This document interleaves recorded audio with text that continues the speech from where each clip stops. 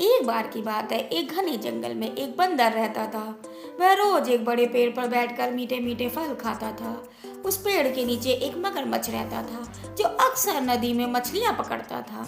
एक दिन बंदर ने देखा मगरमच्छ बहुत थका हुआ लग रहा है। उसने सोचा बेचारा मगरमच्छ थोड़ा फल खा ले तो ताकत आ जाएगी। उसने एक मीठा फल नीचे फेंक दिया और मगरमच्छ ने फल खाया तो उसे बहुत स्वाद आया। उसने बंदर से कहा, वाह, इतने स्वादिष्ट फल मैंने तो कभी नहीं खाए। फिर दोनों में दोस्ती हो गई और हर दिन बंदर मगरमच्छ को फल देता और दोनों बातें करते। एक दिन मगरमच्छ की पत्नी ने कहा, तुम रोज उस पेड़ से फल लाते हो, लेकिन मुझे तो बंदर का दिल खाना है, क्योंकि इन मीठे फलों से भरा होगा।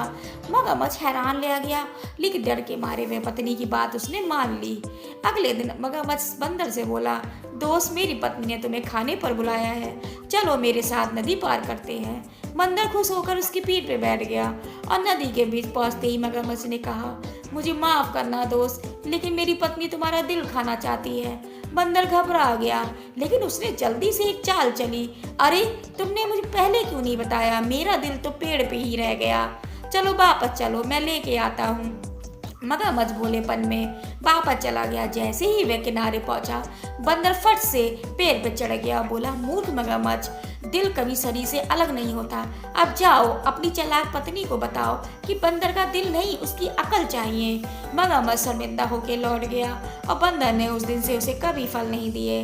बच्चों, सच्ची दोस्ती में हमें कभी धोखा नहीं देना चाहिए और मुसीबत में अकल से बड़ी होशियारी हथियार होता है।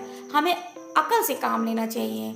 और बच्चों, मेरी आपको कहानियाँ पसंद आए तो प्लीज़ लाइक करें और मेरे चैनल को सब्सक्राइब करें। और मेरी कहानियाँ आपको अगर अच्छी लगती हों बच्चों, तो मेरी कहानियाँ आप इसी तरह सुनते रहें।